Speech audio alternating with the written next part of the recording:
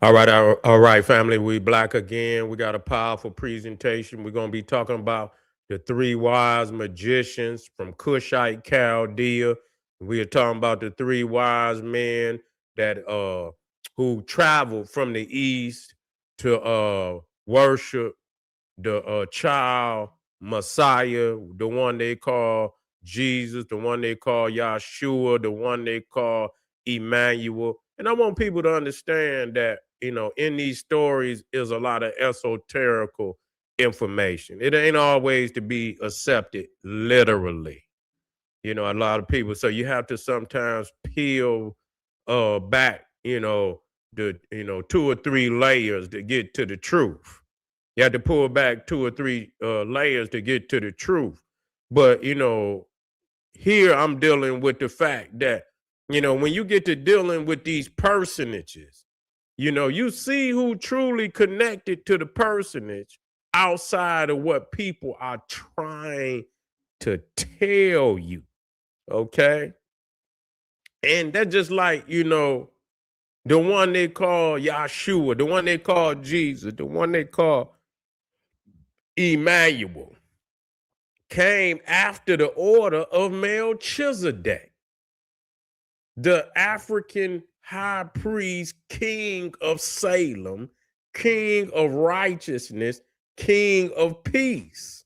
You see, the one who brought forth the ritual of wine and bread, he is the one that initiated Abraham, who initiated Abram. He wasn't Abraham. He was Abram. And Melchizedek initiated him. And then after Melchizedek initiated Abram, he became Abraham. You see, and you see the Ham is a connection to the African. The Ham is a connection to the patriarch of the African tribes, symbolically ancient Egypt, Cush, you see, that the Canaanite, the Salem is Jerusalem. So Melchizedek was the king of Jerusalem. You see, and this, the one that they call Jesus, Yahshua, Emmanuel, Heru, Osiris, you see, came in the order of Melchizedek. Mel meaning melanin, and if you spell Salem backwards, you get Melis, which is also Greek for black. Okay, so we understand we getting to the root of what this story is trying to say. But another thing that has always, even since a young child, a young prodigy child, in studying these scriptures, that the three wise men coming from the east, prolific. Now, they are prolific in the scriptures. They are more prolific in the scriptures than even the rabbis of Israel. That's why we got to look into what scriptures, because somebody got access to some scriptures outside of the ones. That's right. Somebody got some access to some scriptures outside of the ones, you reading every day or every Sunday when you go to the church. You see, I always ask the question, how did these magicians from the east become so prolific in knowing when the Jewish Messiah would be born? Or was he the Jewish Messiah? That's very interesting. You see, because these three wise men were the first to acknowledge that Jesus had been born. Okay? They were the first ones to acknowledge that he had been born. Now, so they say the East, they don't tell you where they came from. Even though I personally, we talking about frankincense and myrrh, and we're talking about astrology because these magicians were very advanced in astrology. they knew that this star was connected to the birth of the Messiah. While the rabbis in Jerusalem, they were still dumbfounded until the three wise men, come to Jerusalem and they ask, where is he who was born, you say, King of Jews? And they acted dumbfounded because they didn't have the astrological knowledge. They didn't, if they did, they were ignorant. They didn't know. But the Magi, which is the magicians, they knew the knowledge. They knew the astrological knowledge, and they knew the scripture that saying that the star would first, the star that when it lines up, you would know that the Messiah had been born. So they came from the east. Okay, they came from the east. Matter of fact, we have it right here. Matthew 2, 1 through 2. Now, after Jesus was born in Bethlehem of Judea in the days of Herod the king, behold, wise men from the east came to Jerusalem, saying, where is he who has been born King of Jews? For we saw his star when it rose and have come to worship him. Now, how did they know? How did they master the knowledge above and beyond anybody in the state of Israel? How is that possible? They more prolific in the prophecy than the rabbis of Israel. You see? And so it says Matthew 2:7, it says, then Herod summoned the wise men secretly and ascertained from them what time the star had appeared, because they didn't even know the damn star had appeared. They didn't even know. They didn't even know. You hear that? It says that then Herod summoned the wise men secretly and had ascertained from them what time the star had appeared. So here it is. This is supposed to be the Jewish Messiah. And they have no knowledge of the scripture. Y'all better wake up, man. Y'all better wake up. And so you see Matthew 2:11, and it says, and going into the house, they saw the child with Mary, his mother, and they fell down and worshiped him. Y'all have to understand. Now, first and foremost, these are what they call the Chaldeans. These are the Babylonians. We're not talking about the Neanderthals of the day. No, sir. Those are not the original Babylonian Chaldean. We talking about Nimrod the Cushite. So that right there going to take you where you need to go. And I'll black that up if you need that. You see, so it says Matthew 2:11, and going into the house, they saw the child with Mary, his mother, and they fell down and worshiped him. Now, these Cushite Chaldeans, Babylonians of Nimrod, the Ethiopian, son of Ethiopia, son of Cush, founder of Mesopotamia, including Chaldea, we'll black that up without no problem, were the first people to worship Jesus in the book. The very first people to worship Jesus in the book was these Cushite Chaldeans that had came from the east. Not no rabbis, not no Jews, not no Hebrews, no Israelites, none of that. The first people to worship, the one y'all, Yahshua, Emmanuel, Jesus, was these three magicians that had come from the east. And it says, then opening their treasures, they offer him gifts, gold and frankincense and myrrh.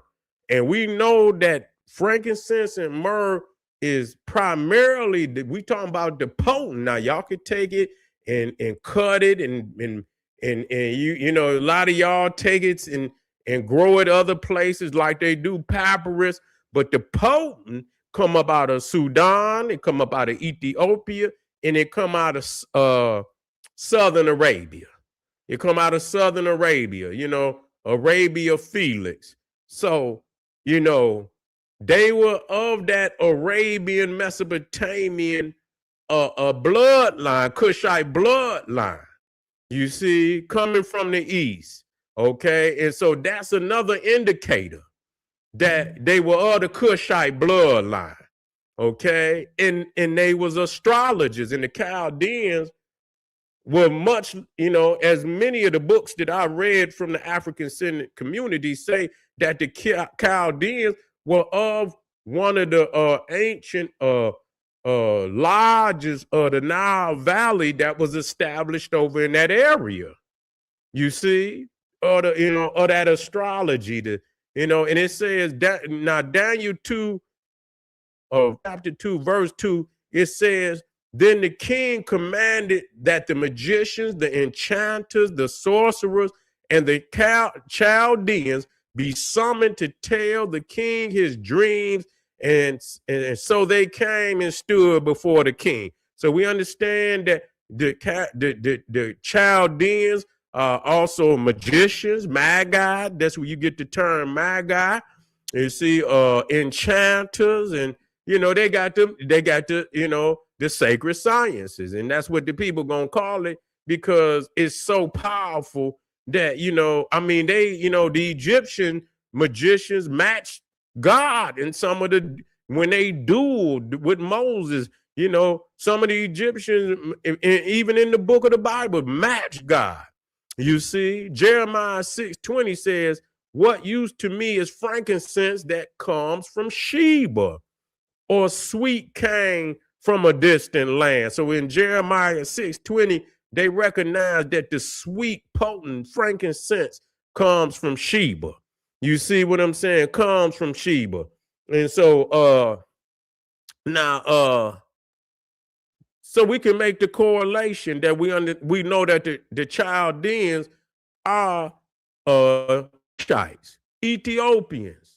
You see, it's Jeremiah 51:35. It says, the violence done to me and to my kinsmen be upon Babylon. Let the inhabitant of Zion say, my blood be upon the inhabitants of Chaldea.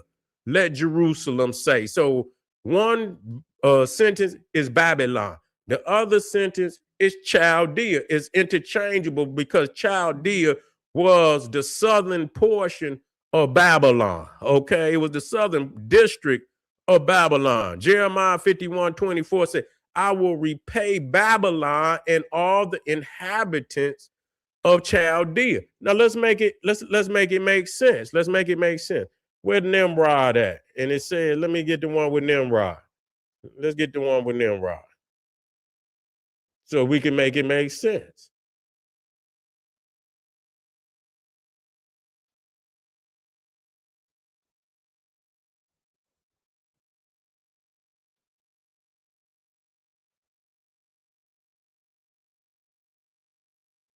Is this all Kush? I think it is. Let me see.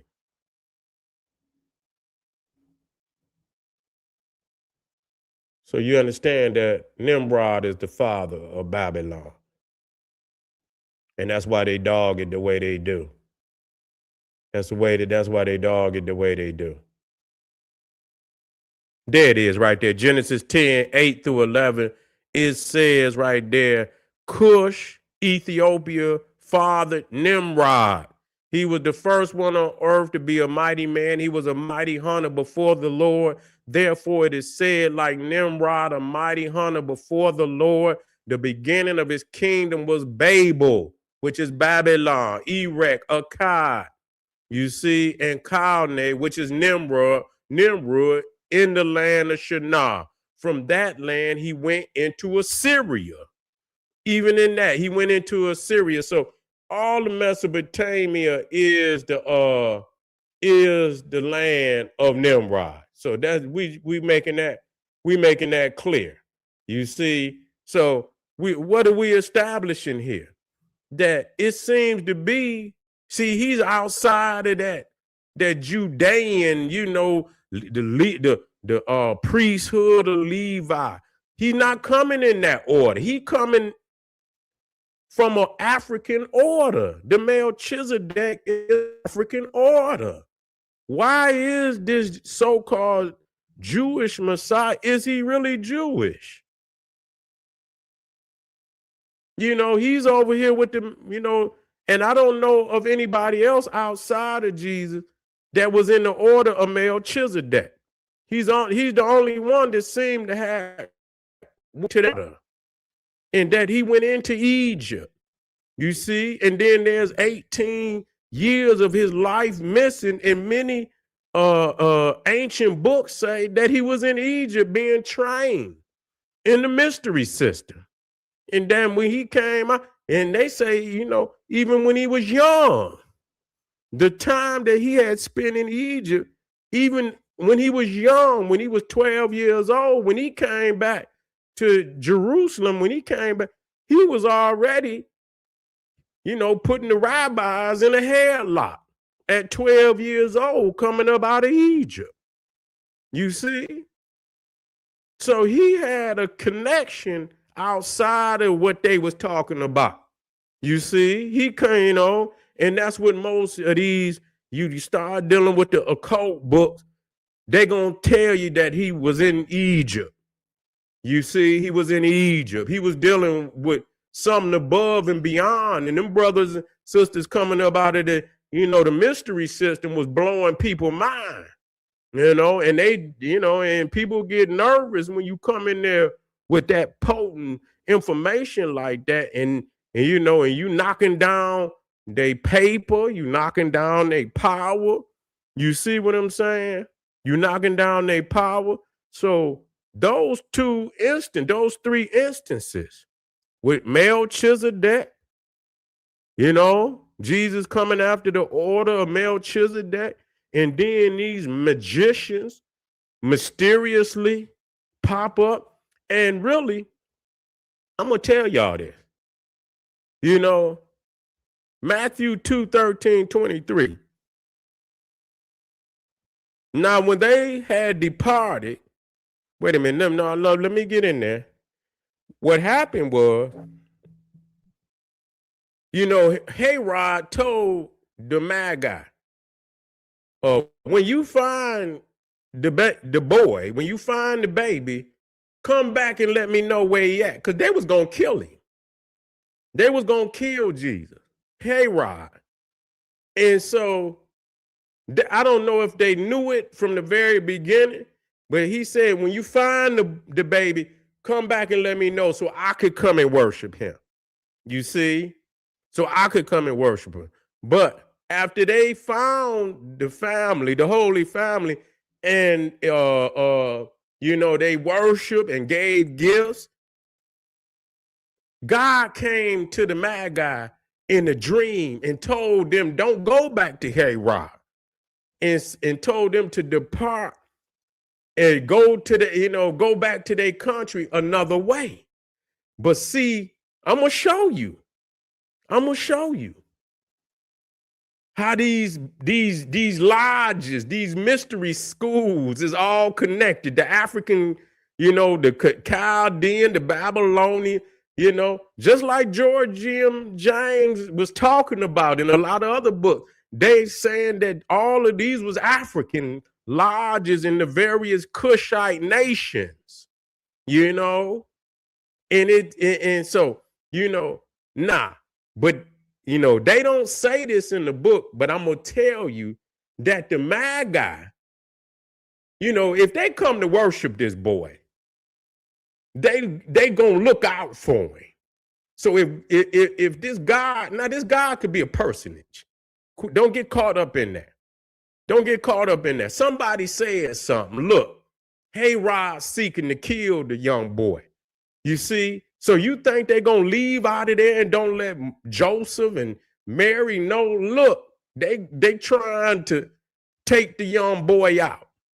They trying to take the young boy out. So you know what the Magi told Joseph and Mary? Told Joseph, take that boy into Egypt. That's what they told him. Take that boy into Egypt. We going to go this way. They're going to try to follow us. So you can't come with us. But we've already talked to the brotherhood, and they know what's going on. So you gonna know, I'm gonna let you know where you can go. And when you go there, they gonna look out for you. So when you go in the book, it says Matthew 2:13-23. Now, when they had departed, who? The Magi. Listen. Now, when they had departed, behold, an angel of the Lord, that's esoterical, appeared to Joseph in a dream and said, rise, take the child and his mother and flee into Egypt. See? So when they departed, you think they just gonna up and leave and not give them the, you drop the information that Herod, and so the Magi is the ones that had that's the brotherhood, African brotherhood from Egypt all the way over to Southern Arabia, up into Babylon, over into ancient Persia, which they call Elam. All of that is Cushite at that time. You see, the brotherhood is still strong at that time. You see, and they say, go on over there. And when you get there, go here, and they're going to take care of you. And that's what happened.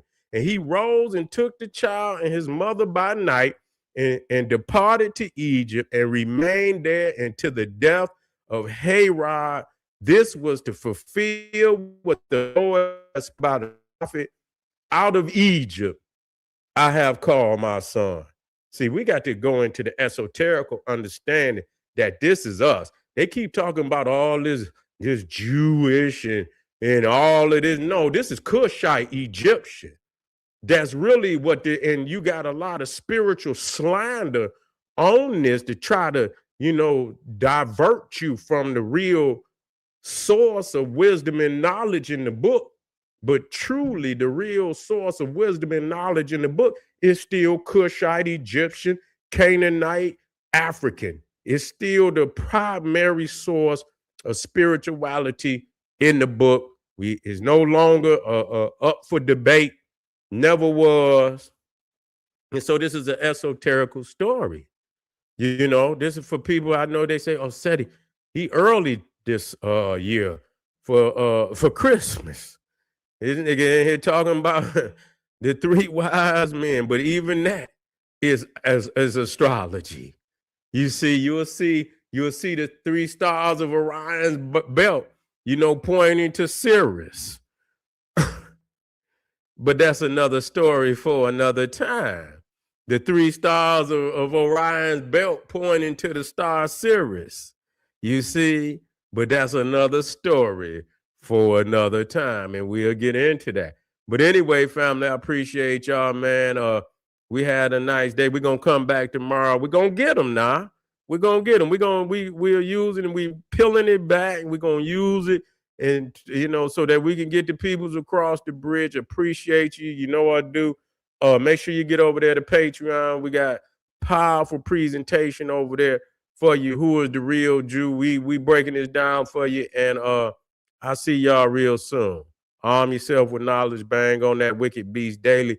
Liberation through African education and confrontation. Boom. Black power.